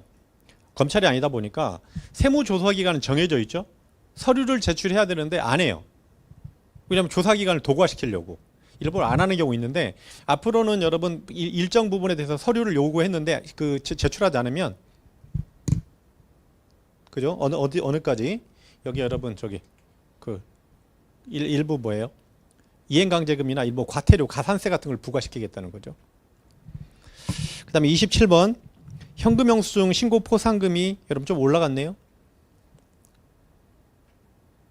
그다음에 국세 환급 통지서 송달 방법이 우편 부분하고 뭐 등기 우편이 원칙이었는데 일부 등기 우편 불가하면 뭐 저기 뭐야 우편 송달도 가능하다. 안 받는 경우도 있으니까 요즘에 일부러. 그다음에 국세 환급 가산금인데 이게 3.5에서 아까 그 우리 개인간 차입금 이자율하고 똑같이 바뀌었죠. 그다음에 얘도 의미가 있습니다. 30번 출국 금지 요청 기준 합리화인데, 이게 아마 현재까지는 세금 체납 때문에 외국 못 나가는데, 그게 아마 조건이 체납세 국세가 5천만 원 이상인 상태인데 이거 문구를 삭제 안 해요. 그래서 국세청에서 필요에 따라서 그 일정 부분에 출국 금지를 시킬 수 있다는 문제가 생기는 거예요. 뭐냐면 그 체납 횟수가 많거나 이런 경우에. 자, 여기까지 하시고요. 자, 서식 좀 보겠습니다. 이제 자, 주택자금 등 연금계좌 납입 신청서인데, 이건 뭐 우리랑 많이 해당 사항은 없을 것 같아서 1주택 확인서.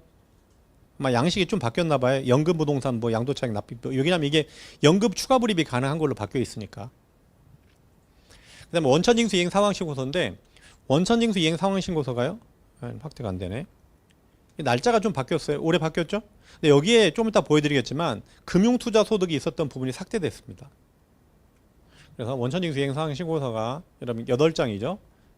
10장이죠. 그래서 보시면 원천징수 이행 상황 신고서 요 부분 있죠? 요 부분에 원래 작년까지는 여기에 금융투자 소득이 있었어요. 이렇게.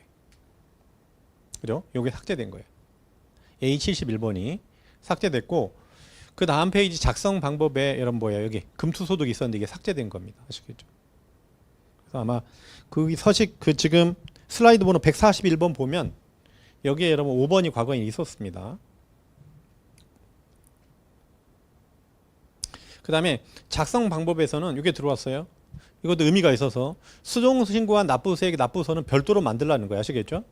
우리가 수정신고 일어나면 수정신고분에 대한 납부서는 별도로 만드는 거예요. 별도로.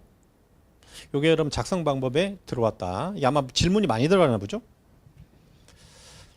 그 다음에 금융소득 부분 여러분 다 삭제됐으니까 실제로 부표 쪽에 몇 페이지쯤일까요?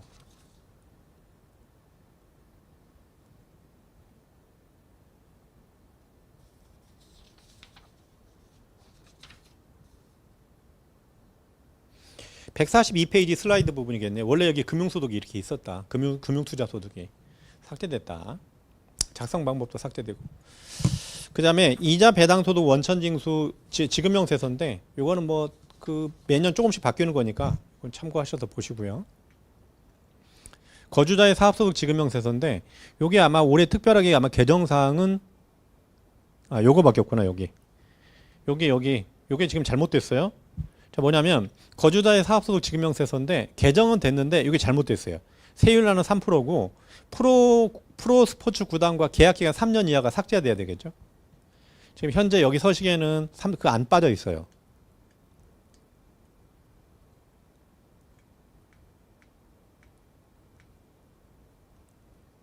6번.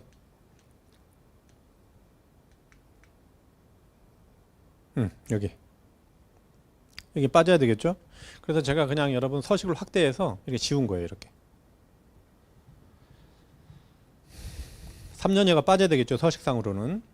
그 다음에 사업소득이 여러분 원천징수역 연말정산용인데, 여기 올해 바뀌었는데 얘가 너무 여러분 잘 안 바뀌어요. 안 맞게 돼. 언제나 안 맞게 돼 있어. 그래서 올해는 뭐가 들어왔냐면 혼인세액공제가 들어와 있었고요.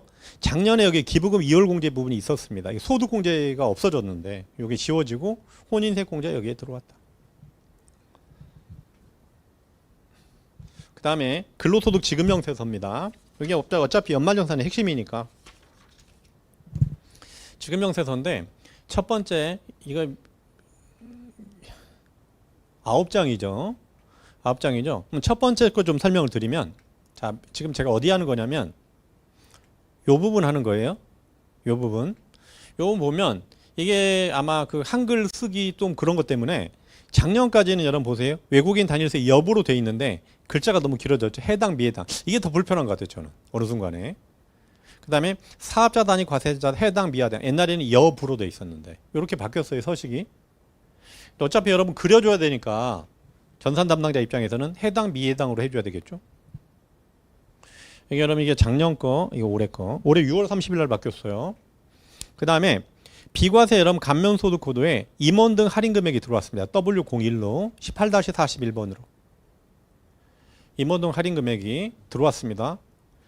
자, 그 다음에 그 일회 코드 부분이죠. 소득공제 명세 부분인데 문화체육 사용분이라고 되어 있죠. 소비증가분 없어져야 되는데 현재 서식에 남아 있어요. 아마 이게 향후에 없어지겠죠. 올해 만약에 이 서식대로 그대로 한다고 하면 이 칸은 안 쓰겠죠. 그죠? 요거는 이제 제대로 반영이 돼 있고. 그 다음에 작성 방법은 제가 쭉 읽어보니까 6번, 5번, 6번이 이렇게 쪼개졌더라고요. 옛날에는 이게 한꺼번에 묶여 있었는데. 작성 방법은 그냥 내용은 별건 없고요. 그 다음에 그 라번의 그 작성 방법이 그 밖에 항시 치료한 이후 중증 환자 요게 좀 명확하게 아마 그죠? 이대로도 충분히 가능할까요? 제 생각에 수정이 필요하다고 생각하는데 약간 문구나 이런 부분을 항시 필요를 요하는 중증 환자 있는데 지금 약간의 범위를 좀 더 명확하게 하려고 하는 거니까 이대로도 족할 수도 있을 것 같긴 하네요. 다시 생각해 보니까. 그 다음에 그 비과세 감면 소득 코드에 지급명세서 작성 대상에 임원 등 할인 금액 비과세가 들어왔어요. 그래서 정확하게 말씀드리면 올해 지급명세서가 갑자기 뜬금없이 6월 30일 날 바뀐 이유가 중퇴자 임원 그 임직원 할인액이 있었을 때 요걸 반영하려고 서식이 급하게 바뀐 거예요. 그래서 여기 올해 여러분 핵심적인 사항 요거겠죠. W01의 임직원 여름 할인 금액. 그 다음에 출산지원금 비과세 적용 명세서인데 요거 그 작년에 왔다 갔다 했는데 그 사용자별로 1년에 2번 그런 부분. 그 다음에 연금계좌 여러분 지급명세서 바뀐 거 없고요. 납세조합 바뀌었는데 이게 아마 세액공제율이 3%로 바뀌어가지고 그런 거. 특별재난지역 서식은 바뀌었는데 디테일하게 제가 어딘지는 잘 모르겠네요. 소득공제 신고서인데 얘는 바뀌어도 여러분 너무 많이 틀리니까 요거는 여러분 나중에는 서식을 맞게 고쳐서 써야 돼요. 언제나. 이런 것도 오래 못 쓰는데 그죠? 요거는 뭐 제대로 반영이 돼 있네. 그 다음에 장애인 증명서 소득공제 신청용인데 자, 진료자하고 발행자 병원 이런 직인이 들어와야 되는 거니까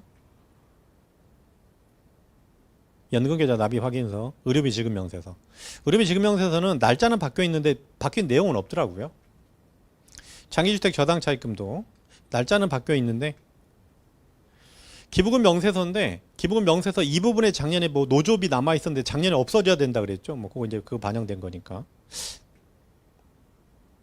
출자 등 소득공제 신청서인데 요건 아마 작성 방법에서 누적 정산하는 부분이 들어오지 않았을까. 요 부분이 확인서 이 서식이 굉장히 중요하죠. 실제로는 실무적으로는 소득공제 시기 변경 신청서 외국인 기술자 내국인 우선력 군의 복귀인데 제가 봤을 때 서식이 안 바뀌어도 날짜는 계속 바뀌어 있는 것 같아요. 똑같이 작년하고 똑같은 게 너무 많더라고요. 중소기업 핵심 인력 감면 신청서 이거 3년으로 바뀌었다고 그랬죠. 핵심 인력 감면 신청서 명세서 신용카드 현금 할인 신청서인데 요게 아마 저희 그 담당하시는 그 본부장이 말하는데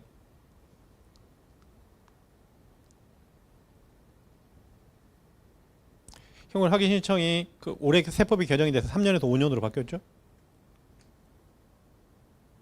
이게 서식이 아마 개정이 안 된 것 같던데. 무주택 확인서 주택마련저축 납입증명서, 중소기업자 감면 신청서. 자, 그다음에 전산매체 잠깐 볼 건데, 전산매체 현재까지는 여기 나와 있는 게 다예요, 거의. 전산매체 A 레코드부터 K 레코드까지. 의료비 파일은 반드시 별도 파일로 제출하고요. 그다음에 여기 보세요. 이게 아까 그 주택 청약 종합저축에 무주택 세대주의 배우자도 된다고 돼 있잖아요. 하나 코드가 더 들어왔잖아요. 그죠? 그래서 전산매체에 세대주 여부가 1번, 2번, 3번이 되는 거죠. 그죠? 이게 주택 청약 종합저축 때문에 들어온 거니까. 그 다음에 여기 직무발명 보상금이나 그 출산지원금 자체는 특수한계도 안 되죠. 그거 여러분 지금 설명하는 거고. 출산지원금. 여기 보시면 출산지원금도 여러분 사용자별로고요. 지배주 중 여러분 친족관계에 있는 특수한계자는 안 돼요. 이것도 여러분 출산지원금과 금방 제가 설명드렸던 거. 그 다음에 임원 등 할인제도. 임원 등 할인제도. 그죠? 거기 금액 기준 시가 20%라고 연 240만원. 이건 뭐 검증할 수는 없겠죠. 그 다음에 성과급여나 이런 거 연장된 거 기간 연장된 거. 중소기업 취업자 감면. 아마 이거 경력 단절 여성이라고 돼 있는데 이거 근로자로 바꾼 것 같아요. 부양가족공제 여러분 인원 연령 바뀌는 거 2005년생 1965년생 기본공제 20세 60세 판단할 때 빨갛게 여러분 보이는 부분이 바뀐 부분이니까 경로대자는 올해 55년 이전 출생자가 70세 이상이 되겠죠. 그 다음에 항시 치료를 하는 중증 환자 자체가 여러분 뭐예요? 범위가 좀 바뀌었죠. 내용이. 그거 지금 설명하고 있고요.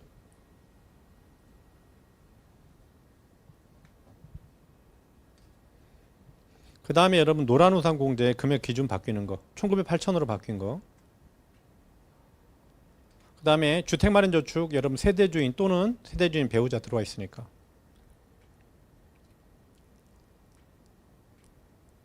투자조합 3개년도 23, 24, 25.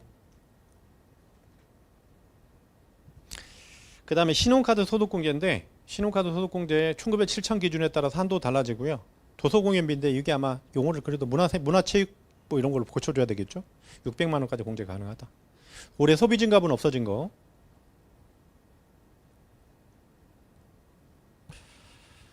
그 미리 말씀드리지만 올해 여러분 지금 소비 쿠폰 들어왔잖아요. 소비 쿠폰 여러분 간소화 서비스에 뜰 겁니다. 제대로 구분해서. 그리고 여러분 신용카드 공제될 겁니다. 아마 직불카드 비슷하게 뜰 거예요. 청년형 25년도까지 가입분. 자녀세액공제 바뀐 부분 25만원 여러분 2명일 때 55만원 이거죠. 25, 30 추가 40만원이니까.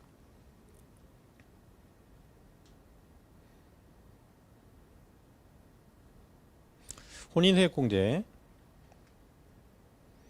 의료비 여러분 나이 기준 바뀐 거 정도. 6세가 2019년도 여러분 65세가 60년생. 실손보험 여러분 차감하는 거. 기부금 공제 순서. 올해 기부금은 아마 언제부터 볼 수 있을까요? 15년도부터 볼 수 있네요. 그죠?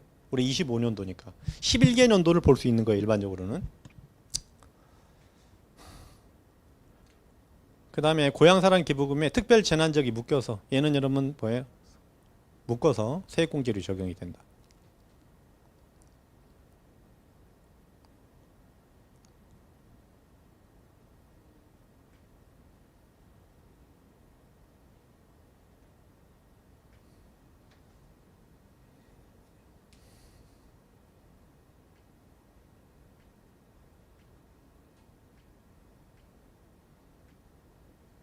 납세조합 세액공제 여러분 3%로 바뀐 거. 나이 기준 바뀐 거. 여기 요거는 굉장히 좋죠. 혹시 여러분 외국인일 때 주민번호 임시로 외국인 등록번호 임시로 만드는 방법.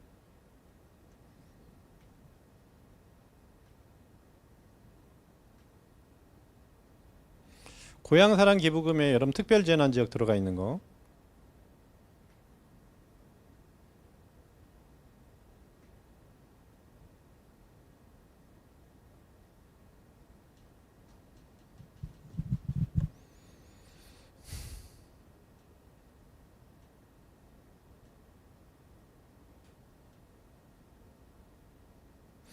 제가 아까 표현을 좀 명확하게 안 한 것 같아서. 왜냐면 고향사랑기부금과 특별재난지역은 묶어서 같이 계산하네요. 따로따로 계산할 특별재난지역을 아까 제가 표현을 아까 30%라고 했는데 그게 아니고 합쳐서.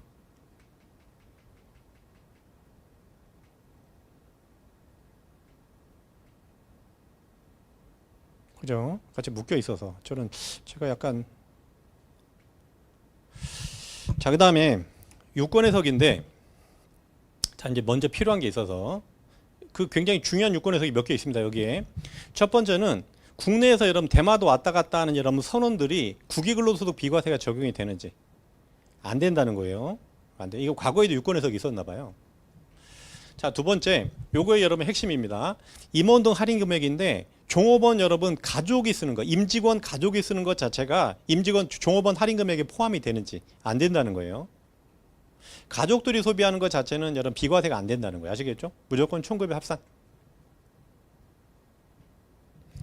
그 다음에 3번은 근로소득 여러분 약정일과 지급일이 상이한 거예요. 언제 돈을 받기로 했는데 늦게 받으면 약정일 따라 간다는 거예요. 그 다음에 요거 의미 있습니다. 요거 이게 뭐냐면 쌍둥이 자녀인데 우리 출산지원금 여러분 2번까지 받을 수 있잖아요. 출산 1회당 2번이에요, 자녀당 2번이에요. 그러니까 쌍둥이는 4번 받을 수 있는 건지. 그래서 회사 규정에 따라 다른데 회사에서 뭐 자녀당 2번 주기로 했으면 4번까지 가능한 거고요. 쌍둥이라고 하면 그냥 출산당 주기라면 2번만 가능하다는 거죠. 의미 있죠? 이 유권 해석에 따라서 앞에 영향이 있는 거니까. 쌍둥이 이거 질문 많이 들어왔었습니다. 과거에. 그 다음에 요거는 여러분한테 도움이 될지 모르겠네요. 특히 그 보험사들 오신 분. 이 성실신고 대상자인데 그 성실신고 대상자는 우리 서비스업은 매출이 5억이거든요. 올해 거. 근데 이런 얘기예요. 보험하는 사람이 작년 수입이 적어서 올해 간편장부 대상자, 즉 연말연산 대상자인데 올해 수입이 5억이 넘어가면 반드시 성실신고를 해야 되는지, 성실신고 확인 대상으로 가야 되는지, 아니면 연말연산 해도 되는지, 연말연산 해도 좋다는 얘기예요. 이거 굉장히 큽니다. 세부담이 어마어마하게 큰 겁니다. 이거는 혹시 걸리면. 그 다음에 6번은 여러분 실제로 유권 해석이 있었는데 그냥 이 뭐냐면 우리 직원들 야근시키고 여러분 택시비 보존해주면 이게 출장비 아니라는 겁니다. 총급에 합산하라는 거예요. 그죠? 유권 해석이 있어. 이 과거부터 있었어요. 근데 유야무야 넘어간 거지. 그 다음에 이것도 여러분 보험 모집인과 관련된 건데 이 내용이 뭐냐면 보험 모집 수당이나 여러분 각종 수당이 여러분 환수가 발생하면 올해 매출에서 빼게 돼 있어요. 그러니까 24년도 보험 모집 수당을 받아서 환수가 올해 일어나면 올해 매출에서 빼는 거예요. 근데 만약에 환수 금액은 100인데 올해 여러분 그 모집 수당은 10밖에 안 받으면 그 총수입이 마이너스가 날 거 아닙니까? 그 마이너스는 인정 안 하겠다는 거예요. 자, 여러분 제가 나름대로 최신에 있던 유권 해석만 여러분 그 뽑아온 거니까 필요한 것만. 그 다음에 중소기업 유예기간에 여러분 취업자의 소득세 감면 계산 문인데 이게 지금 뭐야? 중소기업 취업자 감면을 언제까지 할 건지 이 내용인데 이게 여러분 약간의 애매한 부분이 좀 있습니다. 내용은 뭐냐면 그 중소기업 취업을 하는 취업자가 있는데 그 중소기업 취업자 감면을 적용받는데 과거에는 여러분 3년간 중소기업으로 그 졸업이 되면 3년간 중소기업인데 기본적으로 현재 법상 중소기업이 여러분 매출 때문에 중소기업 여러분 그 매출 때문에 중소기업이 안 되면 그 3개월 지난 시점부터 3년간 중소기업을 유예해 주나 봐요. 그래서 이 유권 해석상의 질문은 그 3월달 엄밀하게 말하면 연도별로 중소기업 취업자 감면을 적용이 되는지 3월달까지만 해주는 게 취지입니다. 근데 답변은 3월까지만 해준다는 거예요. 잘 보면 2024년도에 23년도로 가볼까요? 23년도에 중소기업이 여러분 졸업을 했어요. 그러면 3년이면 24년도 3월부터 3년이라는 거예요. 그러면 24년도 3월, 25, 26, 27년도 3월달까지 간다는 거죠. 27년도 말까지가 아니고 뭐 그런 부분입니다.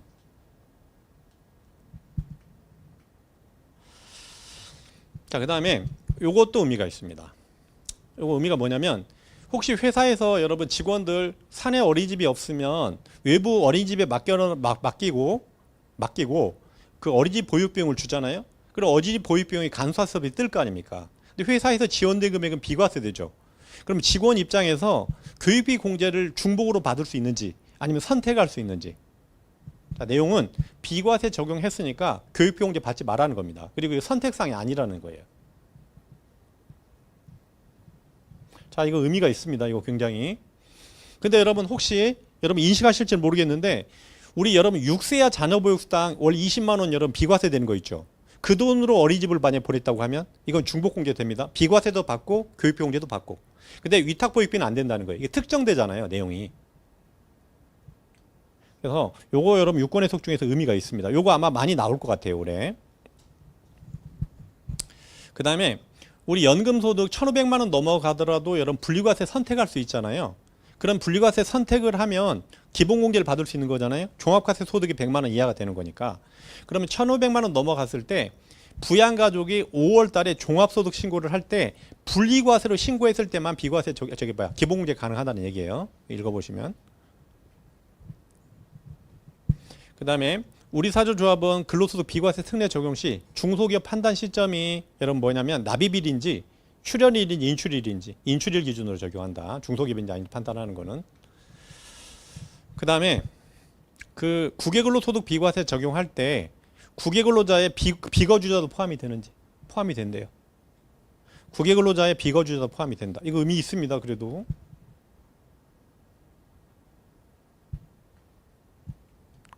그 다음에 요거는 뭐냐면 건설 현장 근로자인데 건설 현장 근로자에 해당이 되면 여러분 국외근로소득 비과세 500 받을 수 있죠.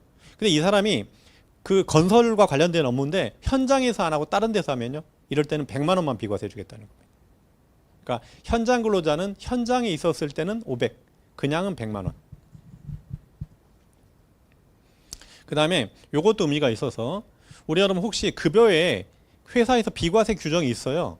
비과세 규정이 있는데 규정 없이 급여 대장만 쪼개서 했을 때 비과세가 적용이 된다. 안 된다는 얘기 아시죠? 반드시 규정이 있어야 된다는 거예요. 계약서나 규정이 있어야 된다. 그 다음에 성과급인데 성과급과 관련된 간이지급명세서인데 이건 뭐 내용은 여러분 읽어보면 별건 아니고요. 24년도로 성과평가 대상 기간으로 해서 성과급을 25년도에 주면 25년도 성과급이죠. 그래서 상반기 거는 7월 31일까지 제출하는 그런 얘기입니다. 저는 또 다른 많은 의미가 있을 거라 생각했는데 내용은 명확하게 그겁니다. 그 다음에 혹시 거주자 증명서인데 거주자 증명서는 별도 양식이 없다는 거예요. 이것도 여러분 굉장히 많이 물어봤는데 거주자 증명서도 별도 양식이 없고 그냥 해당 나라별로 이렇게 만들어서 가져오면 된다. 여기까지 하고요. 얘는 여러분 26년도 거예요. 이거 여러분 또 저희 센터에 질문하시면 안 됩니다. 제가 여러분 필요한 거면 딱 묶어 왔어요.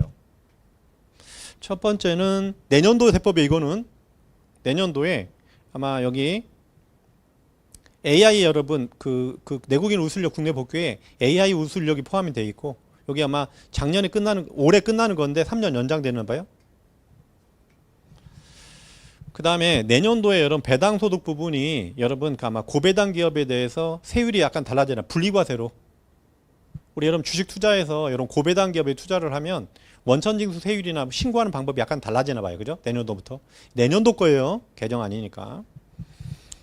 그 다음에 투자자업 출자 소득공제가 올해 25년도에 끝나는 건데 3년 연장되고요. 고향사랑 기부금인데 고향사랑 기부금 세액공제율이 여러분 약간 여러분 세부적으로 바뀌네요. 그죠? 특별 재난지역구 구분해가지고 좀 세세하게 바뀌네요. 그죠? 그 다음에 이게 내년도에 이게 여러분 중요한데 신용카드 소득공제가 부양가족 수에 따라서 한도가 달라져요. 근데 이거 전산상에 또 어떻게 설계할까요? 내년도. 그 다음에 여기 그 6세야 자녀보육수당이 근로자당 월 20만 원이었거든요. 이제 내년도부터는 자녀수당 20만 원으로 미리 설계해 놓으면 좋겠죠. 그 다음에 육아휴직수당 비과세도 아마 한도가 좀 확대되나 봐요. 그죠? 여기 비과세가. 그 다음에 내년도부터 여러분 초등 저학년 학원비가 됩니다. 그죠? 학원비가 되죠. 이제까지 학원비는 미취학아동만 됐는데 그죠? 요거 여러분 올해 내년도에 초등학교 2학년이네요. 그죠? 요것도 내년도에 뭐 학교를 늦게 가면 어떻게 할 거냐 이것도 문제가 되겠네. 그죠? 그 다음에 대학생 교육비 특별세공제인데 이게 뭐냐면 지금 현재 자, 잘 보세요. 이게 여러분 무슨 말이냐면 교육비는요. 대학생 교육비는 그 나이 제한은 없죠. 소득 제한이 있었죠. 그러니까 만약에 그 자녀들이 아르바이트를 해서 소득이 넘어가면 교육비 공제를 못 받는 문제가 생기잖아요. 그래서 내년도부터 교육비에 소득 제한도 없어집니다. 의료비하고 비슷하게 바뀌네. 그죠? 소득 요건이 폐지되는 거니까 내년도부터. 내년도부터입니다. 그 다음에 월세 세액 공제. 아마 부부 여러분 따로 살고 그런 분이 있지 않습니까? 이런 사람들 월세 세액 공제를 각각 해주겠다는 거죠. 요건에 해당이 되면. 그 다음에 다자녀에 대한 월세 세액 공제 이런 면적이 여러분 좀 확대되나 봐요. 그죠? 요건이 약간 바뀌고. 주택 청약 종합저축도 뭐 여러분 뭐 여러 가지 뭐 몇 가지 개정 바뀌네요. 그죠? 해외 이주나 뭐 추진되는 부분이 약간 바뀌는 부분이고. 그 다음에 연금소득 원천징수 세율이 여러분 약간의 여러분 낮아지네요. 혜택을 주려고 하는 건지. 그 다음에 혹시 이건 뭐 있을지는 모르겠는데 지역사랑 상품권으로 여러분 접대비 업무 추진비를 쓰면 접대비 한도를 좀 늘려주겠다는 겁니다. 노란우산 공제 여러분 추징도 여러분 좀 약간 혜택을 주는 것 같고요. 그 다음에 요거죠. 요거 지금 내년도부터 상용근로소득 간이지급명세서를 내년도부터 매월 제출하게 됐는데 이게 1년 유예됐습니다. 아마 이건 이대로 갈 것 같아요. 그죠?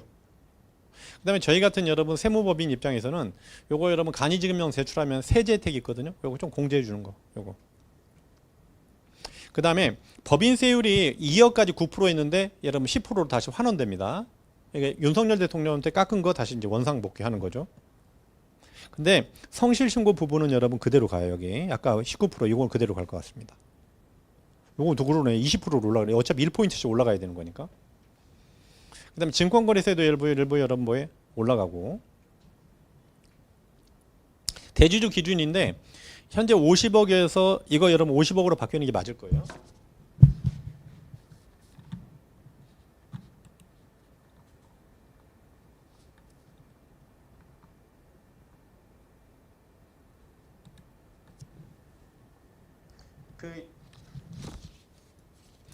현재 정부 개정안은 10억으로 돼 있는데 이거 아마 지금 거의 협의가 끝나가지고 50억으로 갈 것 같습니다. 대주주 기준이. 그 다음에 이거 청년형 장기 집합 투자증권 저축이 25년도로 끝나요. 더 이상 연장 안 돼요. 이제 가입할 수 없습니다. 그 다음에 외국인 여러분 외국법인 연락사무소 현황명세 제출하면 과태료 먹이겠다는 거예요. 앞으로는 26년도부터. 그 다음에 배당소득이 이중과세인데 여러분 그로스업률이 10%였는데 왜냐면 이거 법인세율을 9%로 계산한 거거든요. 10%로 올라가면 이렇게 계산해야 돼요.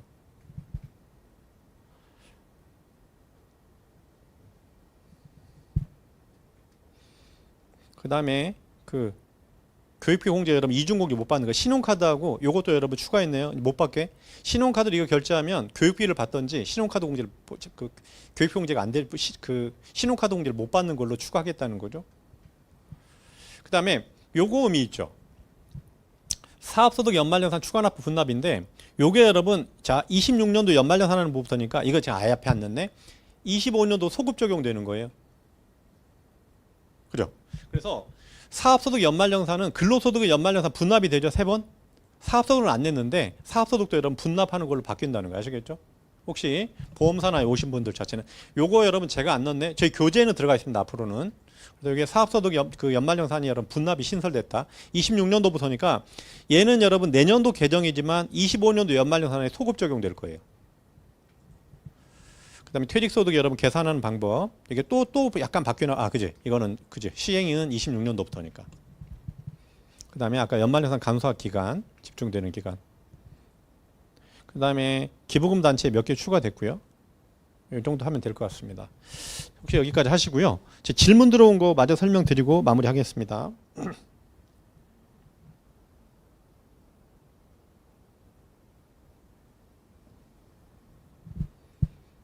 신용카드 잔여수에 따라 한도 확대는 내년도 얘기예요. 26년도.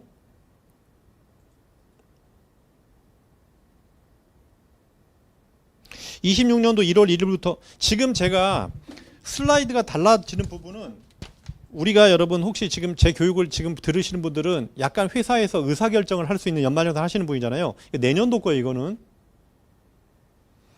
그래서 내년도에 여러분 내년도 거 지금 개정안 세법 개정안 올라온 거 내년도 세법을 제가 필요해서 일부 해드린 거니까 오해하시면 안 됩니다. 이거는.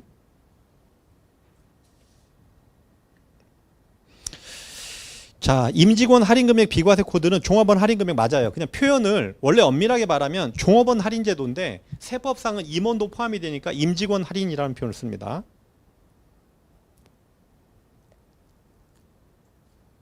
그다음에 지금 그 육세야 자녀 보육비 비과세 부분이 육세야 자녀 보육상 비과세가 내년도부터는 26년도부터는 현재 개정안에 따르면 확정은 안 됐지만 자녀당 20만 원이라고 했잖아요. 이거 기본공제와 관련 없습니다.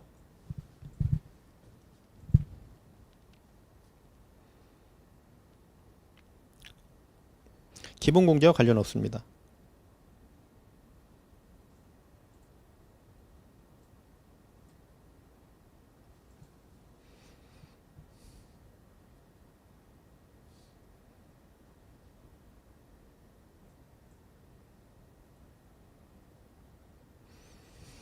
지금 제가 명확하게 그 표현을 못 하겠는데 지금 고향사랑기부금은 하고 특별재난지역 기부금은 합쳐서 해야 되지 않을까?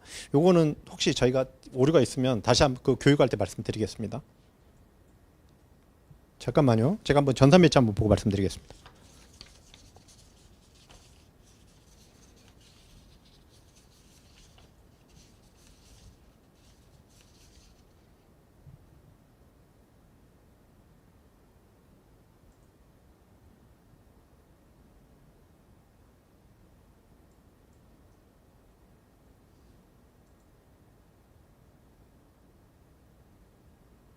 합쳐서 하는 게 맞을 것 같긴 한데 또 혹시 질문사항 있으시면